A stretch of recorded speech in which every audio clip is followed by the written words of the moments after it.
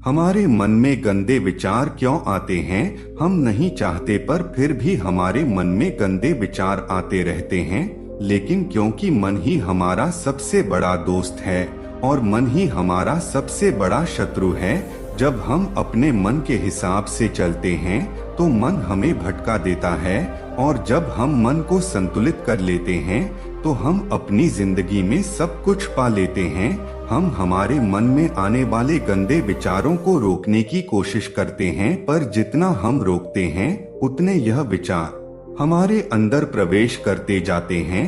आप जिस चीज से जितना दूर भागोगे उतना ही वह चीज आपको अपने पास बुलाएगी। इसीलिए उस चीज से भागो मत, उस पर संतुलन कायम करो। एक बार एक युवक गौतम बुद्ध के पास आया और गौतम बुद्ध से बोला कि हे बुद्ध, मेरे मन में इतने गंदे विचार क्यों आते हैं? मैं नहीं चाहता कि मेरे मन में गंदे विचार आए, पर मेरे मन में हमेशा काम वासना के विचार चलते रहते हैं और मैं इनके के बारे में सोच सोच कर बहुत परेशान हूँ। मेरी ऊर्जा और समय यह सब सोचने में ही नष्ट हो जाता है, और इन सब के विचारों की वजह से मैं कभी भी शांत नहीं रह पाता और मैं हमेशा ही स्त्रियों को देखकर मोहित हो जाता हूँ, अपने आप को रोक ही नहीं पाता। बुद्ध मुस्कुराए और उन्होंने उस युवक से पूछा, क्या तुम्हें पता है यह काम वासना होती क्या है? फिर लड़के ने उत्तर दिया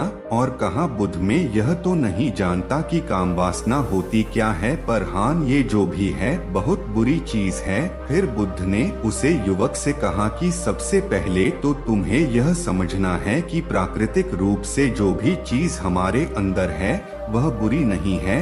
हमारे जीवन में उसकी कुछ ना कुछ जरूरत है। वासना कोई बुरी बात नहीं है, यह तो हमारे मन की एक भावना है जो हमें किसी ना किसी चीज की कमी का एहसास करवाती है, और फिर हम उस चीज को पाने के लिए उस चीज की तरफ आकर्षित हो जाते हैं। जैसे अगर तुम्हारे पास धन की कमी है तो तुम में धन पाने की वासना उत्पन्न हो जाएगी। तो वासना कुछ और नहीं, बस एक प्रकार की कमी है जो कि एक प्रकार की जरूरत का एहसास है, और जब ये जरूरत शारीरिक हो तो हम इसे काम वासना का देते हैं।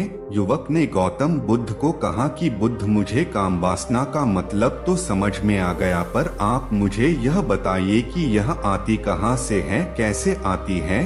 यह सुनकर गौतम बुद्ध ने कहा कि काम वासना कहीं से आती नहीं है, यह तो हमारे अंदर ही होती है, और इसका होना तो जरूरी भी है, तभी तो मानव जाति का विस्तार होगा। युवक ने कहा, जब यह हमारे अंदर ही है और जरूरी भी है तो फिर लोग इसे गलत क्यों बोलते हैं? बुद्ध ने कहा कि यही तो समस्या है, लोगों ने काम वासना को गलत तरीके से सोच लिया है, इसे छिपाने की दबाने की कोशिश करते हैं। काम वासना गलत नहीं है, बल्कि काम वासना का गलत तरीके से प्रयोग करना गलत बात है। लोग जिससे प्रेम करते हैं बस उसी के लिए जीने लग जाते हैं, उसे पाना ही अपना लक्ष्य बना लेते हैं और उसी के बारे में हमेशा सोचते रहते हैं, पर यह सब गलत है। बुद्ध ने युवक से कहा, क्या तुम्हें पता है जानवरों में भी काम वासना होती है?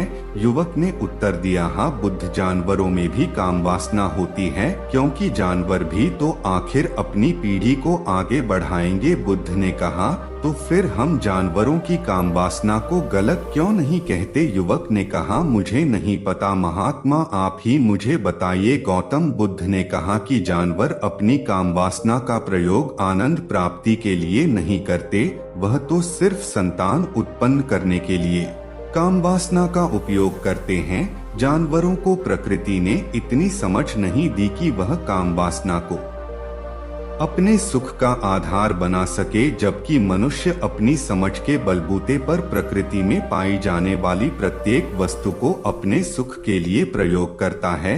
हम इंसानों ने ही काम वासना को अपने सुख का साधन बना लिया है, जबकि प्रकृति ने तो हमें अपने वंश को आगे बढ़ाने के लिए दिया था, लेकिन इंसानों ने इसे अपने जीवन का परम लक्ष्य बना रखा है, और इस तरह से काम वासना का बेलगाम हो जाना गलत है। युवक ने बुद्ध से पूछा, महात्मा जी, ये काम वासना हम पर हावी क्यों होती है, क्यों यह बेलगाम हो जाती है। तब गौतम बुद्ध ने कहा कि सुनो, अब जो मैं तुम्हें बताऊंगा उसे तुम ध्यान पूर्वक सुनना। काम वासना का सारा खेल तुम्हें समझ आ जाएगा, तुम्हें तुम्हारे सारे सवालों का जवाब मिल जाएगा, बस तुम्हें ध्यान से सुनकर समझना है। फिर गौतम बुद्ध युवक को बताना शुरू करते हैं। एक बार की बात है, एक आश्रम में गुरु और उनके शिष्य रहा करते थे, जिससे शिष्य रोजाना आश्रम के बाहर स्थित गांव में दीक्षा लेने के लिए जाते थे। उस आश्रम का एक शिष्य जिस गांव में भिक्षा लेने जाता था, उस रास्ते में एक नदी पड़ती थी, जिससे शिष्य रोज उसी रास्ते से भिक्षा लेने जाता था। एक दिन उसने देखा कि एक लड़का पेड़ के पीछे छिपा है। वह उस लड़के के पास गया और उससे जाकर बोला, भाई तुम इस पेड़ के पीछे छिपकर क्या देख रहे हो। लड़के ने कहा, अरे तुझे नहीं दिख रहा क्या कि मैं क्या देख रहा हूँ। तब उसने नदी की तरफ इशारा किया तो वहाँ पर कुछ लड़कियाँ पानी भर रही थी। वो लड़कियाँ 14-15 साल की होगी। तब शिष्य उस लड़के से कहा, अरे भाई वहाँ पर तो लड़कियाँ पानी भर रही है, इसमें छिपकर देखने वाली क्या बात है। तब वो लड़का शीशे की तरफ देखकर उससे कहता है, अरे पागल, तुम्हें दिखाई नहीं दे रहा क्या कि कैसे यह परियां नदी से पानी निकाल रही है। जरा उनकी अदाओं को तो देखो, उनके कोमल शरीर को देखो, उनकी पतली कमर मटके को उठाते समय बाल खाती है और उनके बाल उनकी कमर पर कैसे लहरा रहे हैं, मानो सुंदरता बिखरी पड़ी हो। इस बार उसने फिर नदी की तरफ इशारा किया और इस बार वह एक तक देखता ही चला गया।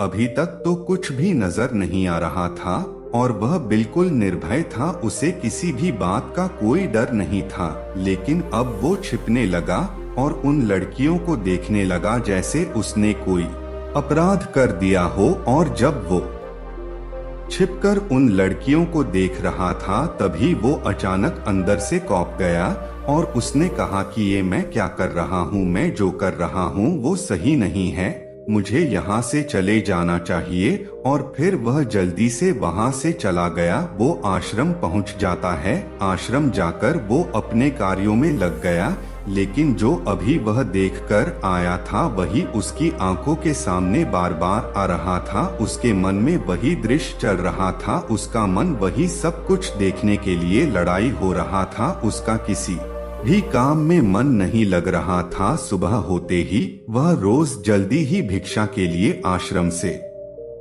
निकल जाता और उस नदी के पास वाले पेड़ के पास जाता जहाँ पर वह लड़का पहले से मौजूद रहता था। उसके साथ मिलकर लड़कियों को छुप छुप कर देखता था। अब वह रोज ऐसा करने लग गया, यह उसके रोज का काम हो गया।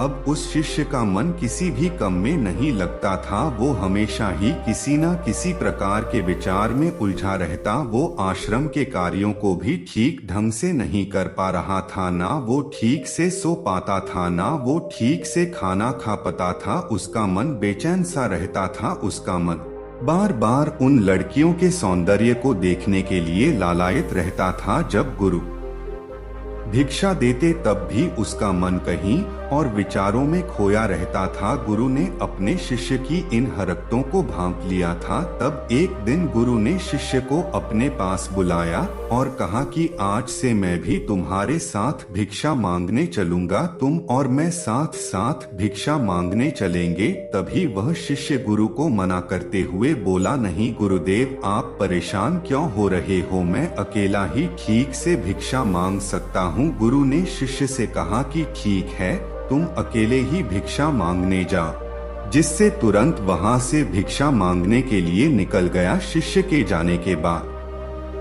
गुरु भी आश्रम से निकल गए और शिष्य का पीछा करने लगे कि वो कहाँ जाता है, किससे मिलता है। यह सब देखने के लिए उसके पीछे पीछे चलने लगे। थोड़ी दूर जाने के बाद गुरु ने देखा कि उनका शिष्य एक लड़के के साथ एक पेड़ के पीछे अपराधी की तरह छिपा हुआ है और छिपकर कुछ देख रहा था। गुरु भी अपने शिष्य के पीछे जाकर खड़े हो गए कि आखिर उनका शिष्य क्या देख रहा है, जिसे देखने के लिए वो पेड़ के पीछे अपराधियों की तरह छिपा पड़ा है। गुरु ने देखा कि उनका शिष्य पेड़ के पीछे छुपकर लड़कियों को देख रहा था जो कि नदी से पानी भर रही थी। तभी गुरु ने शिष्य को कहा कि तुम क्या देख रहे हो। अपने गुरु की आवाज सुनकर वह शिष्य घबरा गया और उसके पसीने छूटने लगे। वह थर थर कांपने लगा जैसे किसी चोर को चोरी करते समय नंगे हाथों पकड़ लिया हो। उसकी हालत खराब हो गई, वो कुछ भी नहीं बोल पा रहा था। दूसरा लड़का जो शिष्य के साथ था वहां से भाग गया, जिससे वह और घबराया हुआ था। उसके मुंह से कुछ टूटे फूटे शब्द ही बाहर निकल रहे थे। वो अपने गुरु से नजर भी नहीं मिला पा रहा था। गुरु ने शिष्य की तरफ देखा और कहा कि मेरा शिष्य तो निर्भय था, उसे तो किसी भी चीज का डर नहीं था, लेकिन ये क्या, तुम तो डर के मारे कांप रहे हो। उस शिष्य ने गुरु से कहा कि मुझे माफ कर दो गुरुदेव, मेरा इसमें कोई दोष नहीं है। उस लड़के ने मुझे बहका दिया था, लेकिन आपसे मैं वादा करता हूँ कि आज के बाद मैं ऐसा कभी दोबारा नहीं करूँगा, मुझे माफ कर दो गुरुदेव। गुरु ने शिष्य से कहा कि कोई बात नहीं, पर इस बात का तुम ध्यान रखना कि हम जैसी संगति करते हैं वैसा ही फल हमें प्राप्त होता है। हम जैसी संगति करते हैं उसके विचार हमारे अंदर प्रवेश करते हैं, इसीलिए अच्छी संगति करो जिससे तुम्हारे अंदर अच्छे विचारों का प्रवेश हो। फिर गुरु और शिष्य आश्रम लौट आए और फिर से वह आश्रम के कार्यों पर ध्यान देने लगा। उसने उस रास्ते को छोड़ दिया और दूसरे रास्ते से जाने लगा। वो अपने काम को ध्यान से करता, लेकिन धीरे धीरे उसके अंदर क्रोध उत्पन्न हो गया और फिर वो दूसरों पर क्रोध करने लगा और बेचैन रहने लगा। अब वो सही समय पर भोजन भी नहीं करता था, वो भोजन भी बहुत कम खाता था। एक रात गुरु शिष्य के पास आए और उसे बोले कि अब तक तुमने कितनी बार अपना वादा तोड़ दिया। यह सुनकर शिष्य अपने गुरु के चरणों में गिर गया और रोने लगा। रोते रोते ही उसने गुरु से कहा कि गुरुदेव, मैं कई बार अपना वादा तोड़ चुका हूँ, फिर वादा कर लेता हूँ, लेकिन हर बार में वादा तोड़ देता हूँ। मेरा मन मेरे नियंत्रण में है ही नहीं। मैं बहुत कोशिश करता हूँ कि मैं अपने मन से सारे बुरे विचारों को निकाल दूँ, लेकिन मैं चाहकर भी ऐसा नहीं कर पा रहा हूँ। फिर गुरु ने शिष्य को कहा कि चलो मेरे साथ। गुरु शिष्य को आश्रम के बगीचे में लेकर गए और शिष्य से कहा कि देखो, यहाँ पर कुछ नाली बनी हुई है जिससे नदी का पानी इन पौधों तक आ रहा है और यह पानी एक निरंतर भाव से बह रहा है। क्या तुम इस पानी के बहाव को रोक सकते हो? शिष्य ने कहा कि हाँ गुरुदेव, मैं इस बहाव को रोक सकता हूँ। फिर शिष्य ने मिट्टी उठाकर उस नाली में डाल दी। वो पानी थोड़ी देर के लिए रुक गया और फिर थोड़ी देर बाद उस रेत के ऊपर से पानी आ गया। गुरु ने शिष्य से कहा, अरे ये क्या, ये तो पानी रुका ही नहीं। फिर से शिष्य ने कुछ कंकर पत्थर उठाकर उस नाली में डाल दिए और फिर थोड़ी देर के लिए पानी रुक गया, लेकिन फिर थोड़ी देर बाद ही उन कंकड़ पत्थर के ऊपर से पानी निकल आया। फिर गुरु ने कहा कि इससे यह क्या हुआ, पानी तो फिर से आ गया। तुम तो बोल रहे थे कि तुम इसे रोक दोगे। क्या हम किसी काम को रोकना चाहे तो क्या हम उसे रोक नहीं सकते? तब शिष्य ने कहा, कोई बात नहीं गुरुदेव, मैं इस पानी को तो आपको रोक के दिखाऊंगा। फिर वह फिर से एक बड़ा सा पत्थर लेकर आया और उसे नाली पर डाल दिया और पानी रुक गया। तब गुरु से कहा कि देखा गुरुदेव, मैंने कहा था ना कि पानी को मैं रोक दूंगा। मैंने पानी को रोक दिखाया, आपकी बात मैंने पूरी कर दी। गुरु मुस्कुराए और बोले, अच्छा जरा ध्यान से देखो, पानी रुक गया क्या? वो तो पीछे की नाली तोड़कर बाहर आ गया और अगल बगल से बह रहा है। और ध्यान से देखो, इस पत्थर की आगे भी ए गया और ये पानी अपना रास्ता बदलकर फिर से आगे की तरफ बढ़ जाएगा। और फिर थोड़ी देर बाद ऐसा ही हुआ। फिर गुरु ने शिष्य को समझाया कि तुम्हारे साथ भी तो ऐसा ही चल रहा है। तुम बार बार प्रयास कर रहे हो, बड़े से बड़ा प्रयास कर रहे हो, पर हर बार तुम्हारा प्रयास टूट रहा है और यह हमेशा टूटता ही रहेगा। तुम कितना भी बड़ा पत्थर रख लो, लेकिन पानी तो अपना रास्ता बना ही लेगा। यह सब देखकर शिष्य गुरु से कहा कि हे गुरुदेव, क्या कोई तरीका नहीं है जिससे मैं गंदे विचारों से बाहर निकल सकूं और यह मेरे मन में आए नहीं। गुरु शिष्य को एक नदी के पास ले गए जहां से उस बगीचे में पानी आ रहा था। गुरु ने शिष्य से कहा, वो पानी इसी नदी से जा रहा है, अगर हम यहीं से उसे रास्ते को बंद कर दें जहां से पानी बगीचे में जा रहा है, तब क्या हम पानी को रोक नहीं सकते? यह सुन उस शिष्य ने कहा कि हाँ गुरुदेव, अवश्य ऐसा हो सकता है। मैं इस पानी को यहीं से बंद कर देता हूँ, तब आगे की नाली में पानी जाएगा ही नहीं और फिर बगीचे में पानी जाएगा ही नहीं। फिर से इन्हें नदी से जाने वाले रास्ते को बहुत मेहनत करके पत्थर और मिट्टी डालकर बंद कर दिया और गुरु से कहा कि गुरुदेव, मैंने पानी को बंद कर दिया है, अब यह पानी बगीचे में जाएगा ही नहीं। तब गुरु ने शिष्य से कहा, अगर पानी बगीचे में नहीं जाएगा तो पेड़ पौधों को पानी कहाँ से मिलेगा? उन पेड़ पौधों को तो पानी की आवश्यकता है और उन पेड़ पौधों में कुछ पेड़ पौधे तो ऐसे हैं जिनको रोज पानी की आवश्यकता है, वह तो मुरझाकर मर ही जाएंगे, उनका क्या होगा? पानी तो हमें खोलना ही होगा। उस शिष्य ने गुरु की बात सुनकर वापस नदी से जाने वाले पानी का रास्ता खोल दिया। तब गुरु ने शिष्य से पूछा, अगर हम इस नदी के पूरे पानी को बगीचे की तरफ मोड़ दे तो क्या होगा? तब शिष्य ने जवाब दिया कि गुरुदेव, वहाँ पर जितने भी पेड़ पौधे हैं वो गलकर नष्ट हो जाएंगे, वहाँ पर कुछ नहीं बचेगा। फिर गुरु मुस्कुराए और बोले, तुम इस बात को समझो कि हमें किसी भी चीज को रोकना नहीं है, बस हमें हमेशा संतुलन बनाए रखना है। कम पानी से भी पौधे नष्ट होते हैं और ज्यादा पानी से भी पौधे नष्ट होते हैं।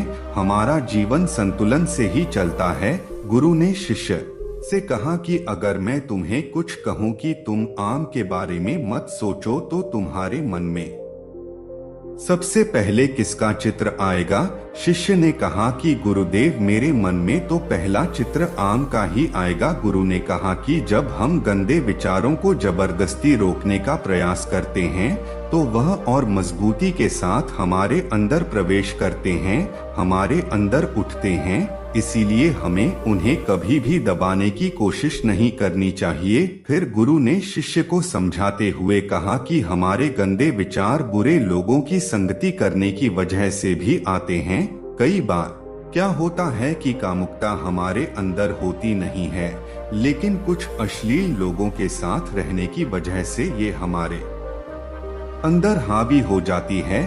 फिर शिष्य ने कहा कि गुरुदेव, आप सही कह रहे हैं, मैं अपने मार्ग से भटक गया था। फिर वो शिष्य उस रात बहुत ही चैन की नींद सोया। सुबह अपने कार्यों को पूरे मन से किया और फिर सुबह वो भिक्षा लेने के लिए उसी रास्ते से गया जहां वह लड़का आज भी पेड़ के पीछे छुपकर उन लड़कियों को देख रहा था। वो शिष्य नदी पर गया जहां वह लड़कियां पानी भर रही थी। उसने उन लड़कियों से पानी मांगा। उन लड़कियों में से एक लड़की ने उसे पानी पिलाया और उस सन्यासी शिष्य के चरण छुए। शिष्य ने उसे आशीर्वाद दिया कि तुम्हारा कल ज्ञान हो, जिससे उसका मन सकारात्मक ऊर्जा से भर गया। उसके चेहरे पर मुस्कान आ गई थी, जैसे कि उसे कुछ खोया हुआ वापस मिल गया हो। वह वापस अपने रास्ते से जाने लगा। तभी पीछे से वह लड़का आ गया जो पेड़ के पीछे छुपा हुआ था। वह उस शिष्य के पास आया और बोला कि क्या बात है, आज तो तुमने नजदीक से दर्शन कर लिए, तुम तो मुझसे भी आगे निकले। तब शिष्य ने कहा कि हम हमेशा दूसरे के दर्शन करने में ही व्यस्त रहते हैं, अपने दर्शन कर ही नहीं पाते। तुम कब तक इस पेड़ के पीछे छुपते रहोगे? किसी को पसंद कर लो, उससे बोल दो। अगर वो भी तुम्हें पसंद करती है तो शादी कर लो और उससे पहले तुम कुछ बन जाओ, अपने आप को पहचान लो। ऐसे अपना समय बर्बाद मत करो। फिर वह लड़का रोज उससे मिलने लगा और उस लड़के ने नदी पर जाना छोड़ दिया और फिर वो लड़का अपने जीवन में कुछ बनने के लिए संघर्ष करने लगा। तो तुमने देखा संगति का असर क्या होता है। अपनी संगति बदलो, अपने विचार बदलो। बुद्ध ने युवक से पूछा कि क्या तुम्हें तुम्हारे सारे सवालों का जवाब मिल गया? तब युवक ने कहा कि हाँ महात्मा जी, आपका बहुत बहुत धन्यवाद। तब गौतम बुद्ध ने युवक से कहा कि जब तुम्हारे मन में गंदे विचार आए तब आप अपने आप को दोषी मत मानो। यह शरीर है और यह सब इसने हजारों वर्षों से सीखा है। एक केवल तुम्हारे सोच लेने से, शपथ लेने से ये टूटने वाला है नहीं, लेकिन तुम्हारे पास वो शक्ति है, वो ऊर्जा है जिसका तुम्हें संतुलन उपयोग करना है। तुम एक जीवित ऊर्जा हो जो कुछ भी अनुभव करने के लिए स्वतंत्र है, जो निर्माण करने के लिए स्वतंत्र है। इसीलिए तुम अपने आप को पहचानो। यह बोलकर गौतम बुद्ध मौन हो गए और वो युवक वहां से चला गया।